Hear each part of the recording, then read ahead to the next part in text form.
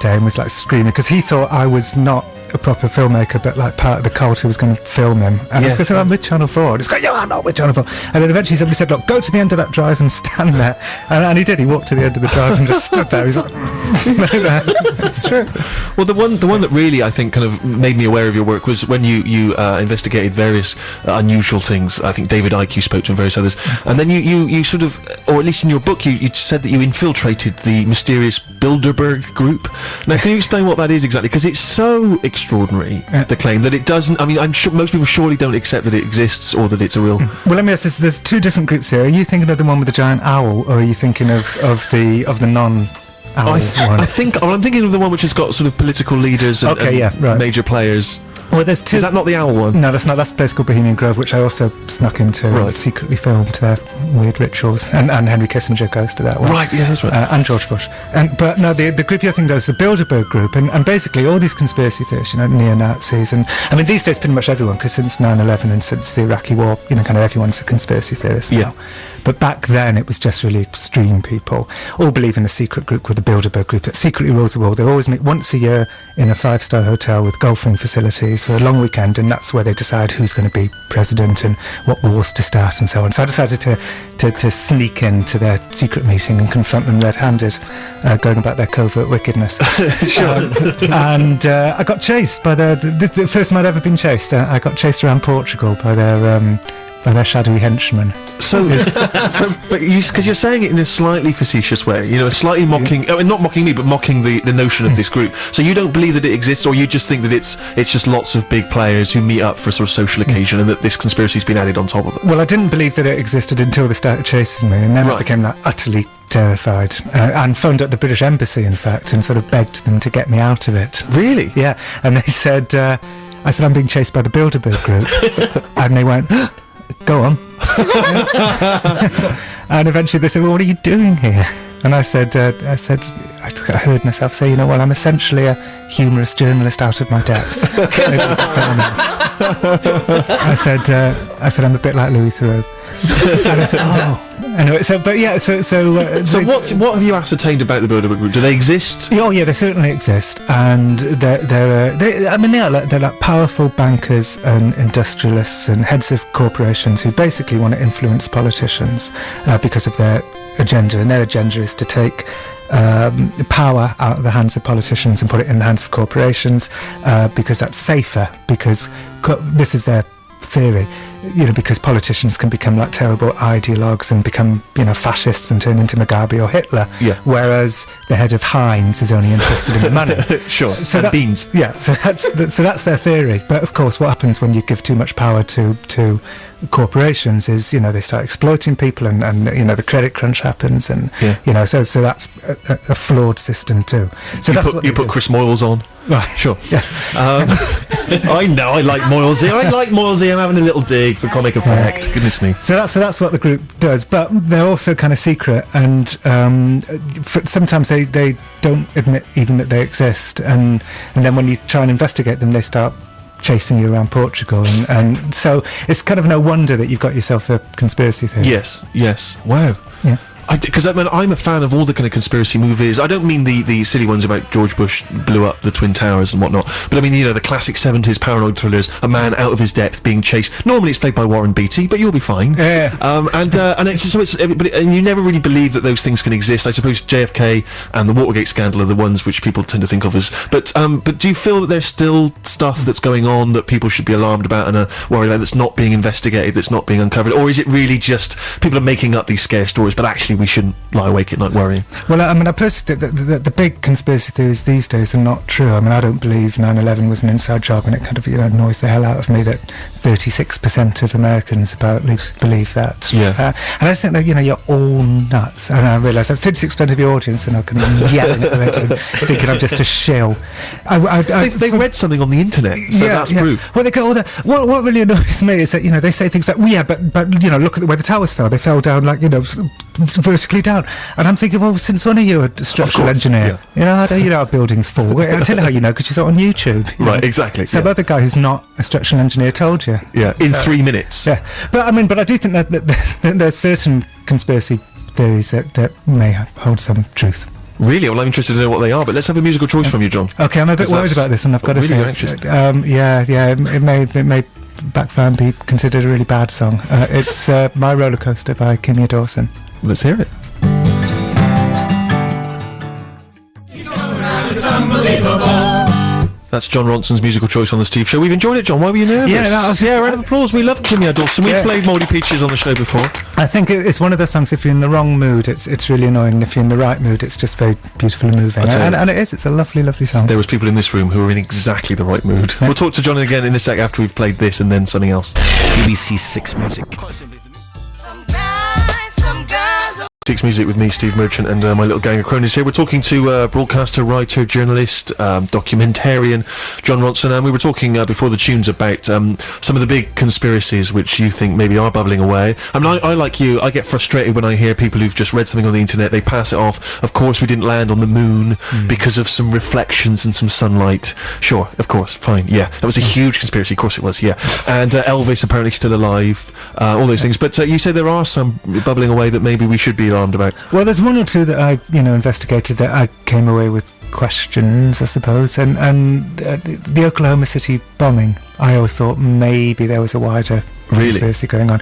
Maybe. I mean, it's a long and complicated story, but basically there's a neo-Nazi compound in Oklahoma called Elohim City, which I visited one time very bravely, and all the Nazis were armed, and they all did the river dance for me. They all put their guns down and did the river dance. The river dance? Yeah. Wow. To welcome, And how extraordinary. Yeah, and basically that's the idea of them having a committee meeting deciding how are we going to welcome broadcaster John Ronson.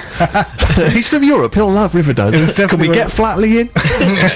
they all kind of put their guns against the wall and then did the river dance, and then somebody came along to try and sell them air conditioning. And they all sort of sat there. I guess these things happen in yeah, of course. Hangouts. But anyway, the weird thing about Elohim City is that McVeigh telephoned, that's kind of telephoned them before the bombing, and he was spotted. He got a parking ticket a few miles away from it, and he was spotted in the grounds by some undercover informant there. And all this is denied, is like officially denied, but there's like loads and loads of sightings of McVeigh there. And then it turns out that the thing about the neo-Nazi movement in America is that like 20% of all neo-Nazis are working for the federal government, and because they're all sort of undercover agents. Right, I see. I think that there's some neo-Nazi groups where like everyone is an undercover agent. They just don't realise. They're just bonded by their love of Riverdance. Yeah, and then they just go and blow up things because nobody wants to, to blow their cover. But anyway, so if you. This is one of those conspiracy theories where you put two and two together, and you know that Elohim City was full of agents, and you know that McVeigh was there, even though it's denied. You start to wonder whether the government had some pre-knowledge of Oklahoma, of the bomb, and failed to stop it. Yes. So that's one theory that I buy. The other theory I buy is Waco, the David Koresh branch of it. Right. The kind of generally accepted view is that the religious group started the fire that killed them all. But I sort of buy the conspiracy theory that the government sort of accidentally started the fire. Right. So those are the two that sort of spring to mind. But it's just a bit frustrating because I was hoping that you'd have said that one of the ones you believe was David Icke and the giant lizards. That'd have been ideal. Oh, I defy anyone to spend. I spent a month with David Icke once every day, and by the end of it, I was kind of believing it. Because he was like saying, I am calling Ted Heath a lizard. Ted Heath. If I'm lying, sue me. And he says they never sue John. Well, why is that? And finally you think, because they're giant lizards. Yeah. Although then you realise how credulous David Icke is, because I once told David Icke that an anagram of Ted Heath is the death. And he goes, so it is. And then so that became part of his. And not only is he a lizard. Wow. But if you turn isn't, yeah. And so one of your books is, am I right in saying, is being made into a film, which I find rather bizarre. Is it going to be made into? Is it going to be fictionalized? Are they making it as though it were fact? How is it going to work? Yeah, it's like a sort of. Well, there's a great screenwriter called Peter Strawn, who's turned. This is a book I wrote called The Men Who Stare at Goats. And this is about a military group in America who tried and failed to blow up goats using their minds. Yeah. Basically, in the early 80s, a lot of these kind of new age sort of Californian ideas made their way into the US military, and what we discovered quite brilliantly is that there was a team, a kind of crack force of special forces soldiers at Fort Bragg who were trying to kill goats just by staring at them. They had about 30 goats in a room, and they started staring. At one point, I met one of the goat starers who said, because obviously my question was, well, did any of them ever fall over? Of course. And the story I heard with this one guy said, well, at one point we put numbers on all the goats, 1 to 30. I was staring at goat number 16. Goat number 17 fell over. so it's collateral damage, right? Or an old sick goat. Of course, yeah, one of the two. Yeah, who was just bored. And this was presumably not for fear of goats invading America. This was just as if we can. Why choose goats specifically to practice on? It's an interesting question because there's a pre-existing lab at Fort Bragg, which is a huge place called Goat Lab, where they do they do conventional goat experiments. So like they'll throw like a hand grenade into a room full of goats, and then they'll run. I'm sorry, Sammy. And then they'll run in and nurse the goats back to health, because it's like kind of. And what I discovered actually was that Goat Lab used to be called Dog Lab. But nobody wanted to do that. They wanted to experiment on dogs. No, because of the puppy eyes. Yeah. And so they determined that it was much more difficult to form an emotional bond with a goat. Sure. Which I I share that because I don't like goats at all. They bite you in petting zoos. So anyway, I discovered all of this, and then what I also discovered was that some of these.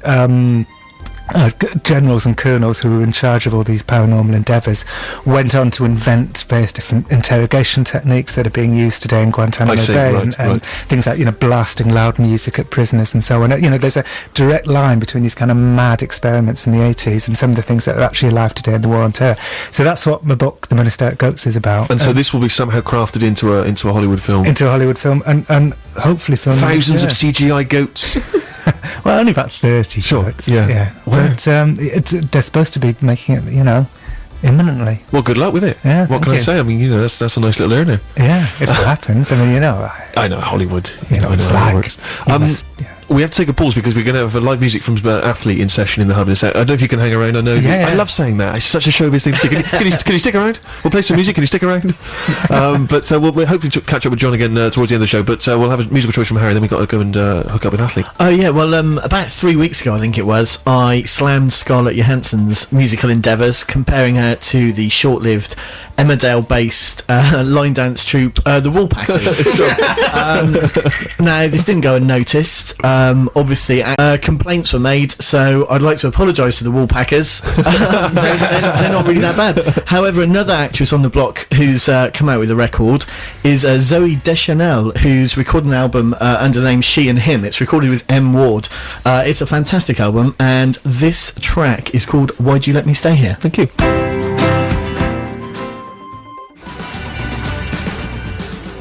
Did she say Mike Live? Am I talking?